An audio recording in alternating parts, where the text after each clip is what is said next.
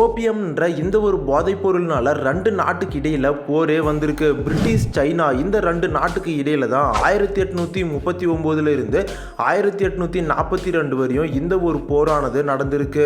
இந்த போதைப் பொருள்னால எதுக்கு போர் வந்தது, பிரிட்டிஷ் என்ன பண்ணாங்கன்றத இந்த ஒரு வீடியோல டீட்டெயிலா பார்க்க போறோம். வீடியோவை ஸ்கிப் பண்ணாம பாருங்க. இந்த சம்பவங்கள் எல்லாமே 1700 800 காலகட்டத்தில் தான் நடக்குது. அந்த காலகட்டத்தில் இந்தியா பிரிட்டிஷோட காலனி நாடா இருந்தது. ஆனா சைனா வணிகத்தில் உலகத்திலே நம்பர் 1 நாடா இருந்திருக்கு. செல்வ செழிப்பாகவும் இருந்திருக்கு. உலகத்தில் உற்பத்தி செய்யப்படுற பொருட்களில் 25% சைனாவில் மட்டுமே உற்பத்தி செஞ்சிருக்காங்க. மற்ற நாடுகள் எல்லாமே சைனா கிட்ட அதிகமான பொருட்களை வணிகம் பண்ணியிருக்காங்க. ஆனால் சைனா மற்ற நாடுகள் கிட்ட இருந்து எந்த ஒரு பொருட்களையுமே பெருசாக வாங்காமல் இருந்திருக்காங்க. அவங்களுக்கு தேவையான பொருட்களில் முக்கால்வாசி பொருட்களை அவங்களே உற்பத்தி பண்ணிட்டு இருந்திருக்காங்க. ஒரு சில குறைவான பொருட்களை தான் மற்ற நாடுகள் கிட்ட வணிகம் பண்ணிட்டு இருந்திருக்காங்க. இந்த இடத்துல தான் பிரிட்டிஷ்க்கு ஒரு மிகப்பெரிய பிரச்சனை வருது. அந்த காலகட்டத்தில் சைனாவில் வணிகம் செய்யறதுக்காக கியோங்ஷாங்ன்ற ஒரு துறைமுகத்தை கட்டியிருக்காங்க. அந்த துறைமுகத்தில் தான் வணிகம் செய்ய முடியும். அந்த துறைமுகத்தை தாண்டி யாராலையுமே வணிகம் செய்ய முடியாது. இந்த இடத்துல தான் பிரிட்டிஷ்க்கு ஒரு பிரச்சனை ஸ்டார்ட் ஆகுது. அந்த காலகட்டத்தில் பிரிட்டிஷ் சைனா கிட்ட நிறைய பொருட்களை காசு கொடுத்து வாங்கியிருக்காங்க.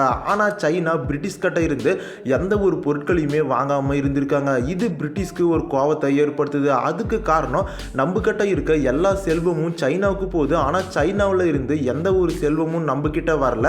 இந்த இடத்துல தான் பிரிட்டிஷ் ஒரு சதி திட்டத்தை தீட்டுறாங்க. அப்படி அந்த சதி திட்டத்துக்காக அவங்க கையில் எடுத்த செடி தான் பாப்பப் பிளான்ட். இந்த செடியிலேருந்து கிடைக்கிற பாலை வச்சு தான் ஓபியம்ன்ற அந்த ஒரு போதைப் பொருளவே தயாரிக்க முடியும். இதை பிரிட்டிஷ் சூஸ் பண்ணுறதுக்கு ஒரு காரணமும் இருக்கு. 1800 காலகட்டத்தில் இந்த போதைப் பொருட்களை சைனாவில் ஒரு சில மக்கள் பயன்படுத்திட்டு தான் இருந்திருக்காங்க. அது கூடவே இந்த பாப்பப் பிளான்ட் இந்தியாவில் இருக்க பீகார்லையும் வெஸ்ட் பெங்கால்லையும் அதிகமாக விளையுதுன்றதையும் பிரிட்டிஷ் தெரிஞ்சுக்கிறாங்க.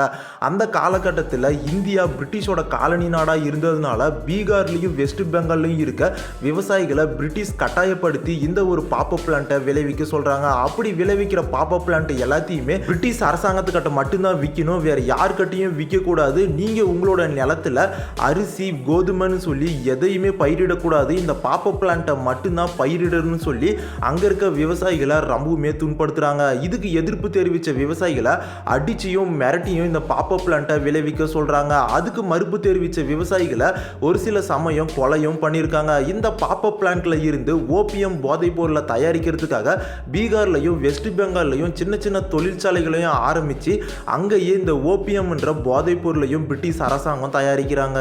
இதை எதுக்காக பிரிட்டிஷ் அரசாங்கம் பண்ணுறாங்கன்னா, நம்மளுடைய செல்வம் தான் சைனா கிட்ட போகுது, சைனாவில் இருந்து நம்மளுக்கு எந்த ஒரு செல்வமுமே வரல, இதனால் அங்கே இருக்க மக்களை நம்ம போதை பழக்கத்துக்கு அடிமையாக்கணும்னா அவங்களுடைய பொருளாதாரம் வீழ்ந்துடும், அந்த சமயத்தில் நம்ம சைனாவை ஆக்கிரமிச்சிடலாம்னு சொல்லி தான் பிரிட்டிஷ் இந்த ஒரு பிளானை போடுறாங்க. இதுக்காக என்ன பண்ணுறாங்கன்னா, இந்த ஓபியம்ன்ற போதைப் பொருளை எப்படியாவது சைனாக்குள்ளே கொண்டு போகணும்னு சொல்லி முடிவு பண்ணுறாங்க. ஆனால் அந்த டைமில் சைனாவில் ஓபிஎம்மை லீகலாக சேல் பண்ண முடியாமல் இருந்திருக்கு. ஓபியம்ன்ற போதைப் பொருளை சேல் பண்ணுறது இல்லீகலான விஷயமா இருந்திருக்கு.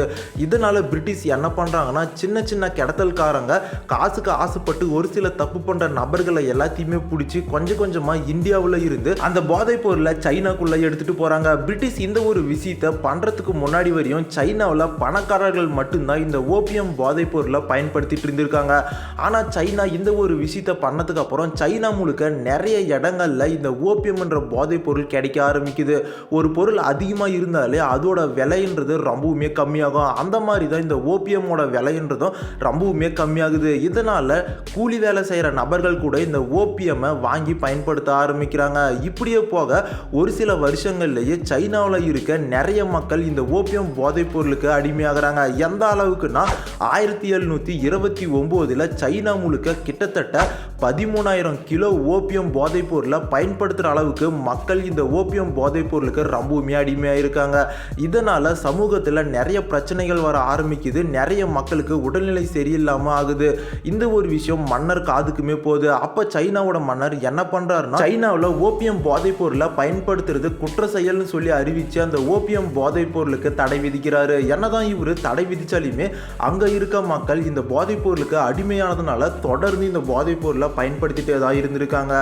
1729 13,000 கிலோ ஓபியம் சைனா முழுக்க பயன்படுத்திட்டு இருந்திருக்காங்க. அதே 40 வருஷம் கழிச்சு 1769 62,000 கிலோ ஓபியம் சைனா முழுக்க இருக்க மக்கள் போதை பழக்கத்துக்கு அடிமையாகி பயன்படுத்திட்டு இருந்திருக்காங்க.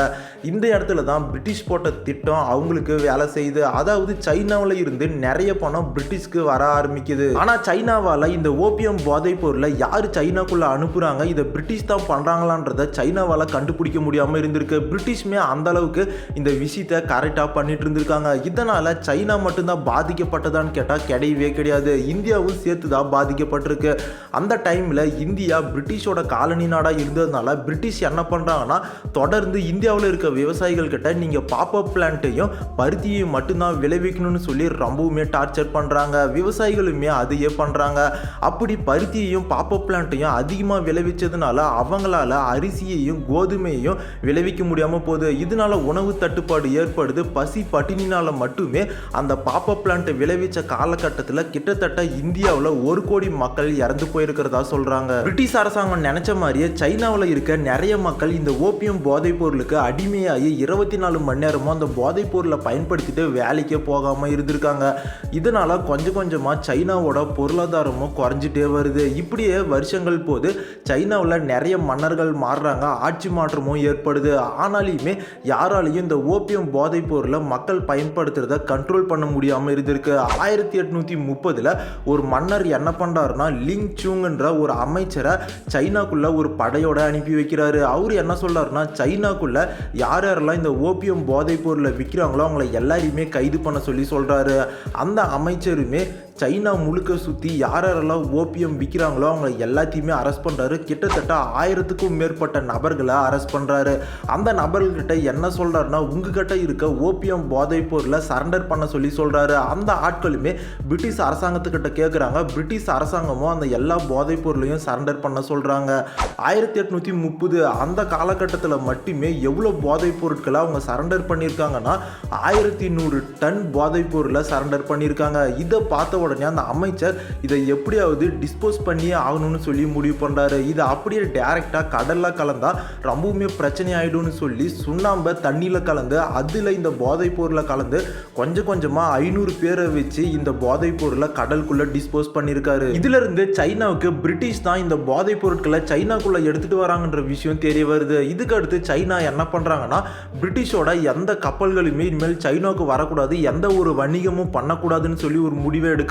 பிரிட்டிஷோட எல்லா கப்பலையும் தடுத்து நிறுத்துறாங்க. ஆனா பிரிட்டிஷ் இதை தப்பா ப்ராஜெக்ட் பண்ணி, நீங்க எங்களோட கப்பலை தடுத்து நிறுத்துவீங்களா, எங்க கூட வணிகம் பண்ண மாட்டீங்களா, அப்போ உங்க மேல நாங்க போர் செய்வோம்னு சொல்லி ஒரு சில மாசங்கள்லயே 30-40 போர் கப்பல்களை சைனாவுக்கு எடுத்துட்டு வராங்க. ஆனா அந்த காலகட்டத்திலே பிரிட்டிஷ் கிட்ட அட்வான்ஸான நிறைய வெப்பன்ஸ் இருந்திருக்கு. அவங்க கிட்ட பீரங்கிகள், துப்பாக்கிகள்னு சொல்லி நிறைய விஷயங்கள் பிரிட்டிஷ் கிட்ட இருந்திருக்கு. பிரிட்டிஷ் சைனாவை தாக்குறாங்க. ஆனா சைனாவால பிரிட்டிஷை எதிர்த்து சண்டை போட முடியல. ஒரு சில மாசங்கள்லயே பிரிட்டிஷ் சைனாக்குள்ள இருக்க நிறைய இடங்களை கைப்பற்றாங்க. ஒரு கட்டத்துக்கு மேல சைனாவுக்கு தெரிய வருது, பிரிட்டிஷை எதிர்த்து நம்மளால சண்டை போட முடியாதுன்னு சொல்லி 1842 சைனா பிரிட்டிஷ் கிட்ட சரண்டர் ஆக முடிவும் பண்றாங்க. இந்த சரண்டருக்கு அப்புறம் தான் சைனா டிடி ஆஃப் நான்கிங் என்ற ஒரு ஒப்பந்தத்தை பிரிட்டிஷ் கூட சைன் பண்றாங்க. அந்த ஒப்பந்தத்துல என்ன போட்டிருந்ததுன்னா, சைனாக்குள்ள பிரிட்டிஷ் ஆக்கிரமிச்ச முக்கிய இடமான ஹாங்காங் பிரிட்டிஷுக்கு தான் சொந்தம்னு சொல்லி அந்த ஒப்பந்தத்தில் போட்டிருந்திருக்கு. அது கூடவே சேர்த்து பிரிட்டிஷோட ஓபிஎம்மை நீங்கள் டெஸ்ட்ராய் பண்ணதுக்கும் அது மூலயமா நடக்க இருந்த வணிகம் போனதுனாலையும் சைனா பிரிட்டிஷ்க்கு 21 மில்லியன் நஷ்ட ஈடாக கொடுக்கணும்னு சொல்லி அந்த ஒப்பந்தத்தில் போட்டிருந்திருக்கு. அது கூடவே நீங்கள் சைனாக்குள்ள நிறைய துறைமுகங்களை புதுசாக திறக்கணும். அந்த துறைமுகத்தில் பிரிட்டிஷ் கப்பல்கள் எல்லாமே வந்து வணிகம் செய்யும்.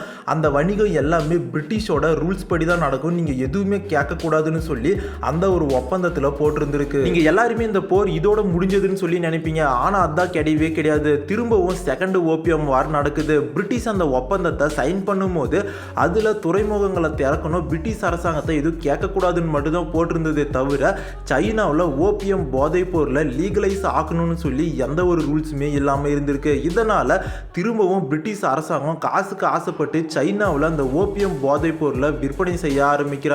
கொஞ்சம் கொஞ்சமா திரும்பவும் சைனாக்குள்ள இந்த ஓபியம் போதைப் பொருளோட புழக்கம் பண்றது ரொம்பவுமே அதிகமாகுது. அந்த சமயத்துல தான் சைனா அரசாங்கம் துறைமுகத்தில் பிரிட்டிஷ் கப்பல்களை ஒரு சில கப்பல்களை பிடிச்சி செக் பண்ணுறாங்க. இதுவே பிரிட்டிஷ் அரசாங்கம் ஒரு காரணமாக வச்சுக்கிட்டு சைனாவில் இருக்க எல்லா துறைமுகத்திலையும் பிரிட்டிஷோட வணிகம் பிரிட்டிஷோட ரூல்ஸ் படி தான் நடக்கும்னு சொல்லி ஒப்பந்தத்தில் போட்டிருந்திருக்கு. நீங்கள் ஒப்பந்தத்தை மீறிட்டீங்கன்னு சொல்லி திரும்பவும் பிரிட்டிஷ் சைனா மேலே போற அறிவிக்கிறாங்க. இந்த டைம் பிரிட்டிஷ் கூட பிரான்ஸும் சேர்ந்து சைனாவை அட்டாக் பண்ணுறாங்க. சைனாவில் இருக்க நிறைய இடங்களை திரும்பவும் பிரிட்டிஷ் ஆக்கிரமிப்பு பண்ணுறாங்க. திரும்பவும் சைனாவால் பிரிட்டிஷை எதிர்த்து போர் செய்ய முடியாமல் போகுது. திரும்பவும் ஒரு ஒப்பந்தத்தை சைனா சைன் பண்ணுறாங்க. அந்த ஒப்பந்தத்தில் என்ன போட்டிருந்துருக்குன்னா, திரும்பவும் நீங்கள் சைனாக்குள்ளே நிறைய துறைமுகங்களை ஓப்பன் பண்ணணும். அதில் எல்லா பிரிட்டிஷ் வணிகமும் நடக்கும். அது எல்லாமே பிரிட்டிஷ் ரூல்ஸ் படி தான் நடக்கும். சைனாக்குள்ளே இனிமேல் பிரிட்டிஷ் அரசாங்கம் செயல்படும். அது நீங்கள் எதுவுமே கேட்கக்கூடாது. சைனாவில் நீங்கள் ஓபிஎம்மை லீகலைஸ் பண்ணணும்னு சொல்லி அந்த ஒப்பந்தத்தில் போட்டிருந்துருக்கு. சைனாவோட மன்னருமே வேற வழி இல்லாமல் அந்த ஒப்பந்தத்தில் கையெழுத்து போடுறாரு. இதுக்கடுத்து தொடர்ந்து பிரிட்டிஷ் அரசாங்கம் பல வருஷமா சைனாக்குள்ள அந்த ஓபியம் போதைப் பொருளை விற்பனை செஞ்சு நிறைய பணத்தை சம்பாதிக்கிறாங்க.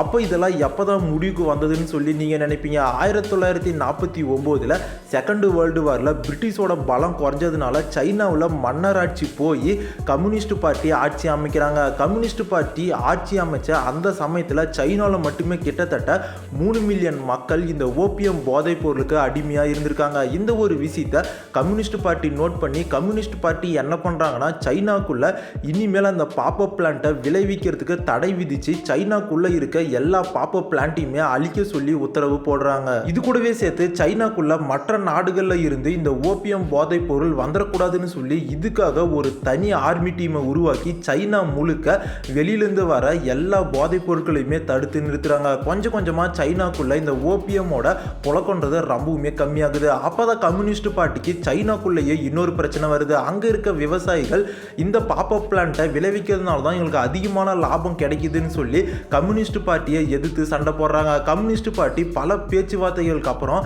அந்த விவசாயிகள் கிட்ட நீங்கள் இந்த மாதிரி போதை செடிகளை விளைவிக்கிறதுனால நம்ம நாட்டுடைய பொருளாதாரம் தான் போகும்னு சொல்லி கொஞ்சம் கொஞ்சமாக அந்த விவசாயிகளுக்கு பேசி புரிய வைக்கிறாங்க. அது கூடவே அந்த பாப்பப் பிளான்ட்டை விளைவிக்கிற பல விவசாயிகள் அடிமையாக தான் இருந்திருக்காங்க. கம்யூனிஸ்ட் பார்ட்டி அந்த அடிமையாக இருந்த விவசாயிகள் எல்லாத்துக்குமே விடுதலை கொடுத்து நீங்கள் இனிமேல் உணவுக்கு தேவையான பயிர்களை விளைவிக்கலாம்னு சொல்லி சொல்கிறாங்க. அவங்களுமே கொஞ்சம் கொஞ்சமாக அந்த பாப்பப் பிளான்ட்டை விளைவிக்கிறத குறைச்சிக்கிட்டு உணவுக்கு தேவையான பயிர்களை விளைவிக்கிறாங்க. அது கூடவே சேர்த்து கம்யூனிஸ்ட் பார்ட்டிக்கும் ஆதரவு தெரிவிக்க ஆரம்பிக்கிறாங்க. இப்படியே 10 வருஷத்துக்குள்ளேயே கம்யூனிஸ்ட் பார்ட்டி சைனாக்குள்ள அந்த ஓபியம் போதைப் பொருள் புழக்கத்தை முழுமையாக கம்மி பண்ணிடுறாங்க. இந்த மாதிரி இன்ட்ரெஸ்டிங்கான விஷயங்களை எல்லாமே நீங்கள் தெரிஞ்சுக்கணும்னா இன்னும் நம்ம சேனலை சப்ஸ்கிரைப் பண்ணாமல் தான் ப்ளீஸ் சப்ஸ்கிரைப் பண்ணிக்கோங்க.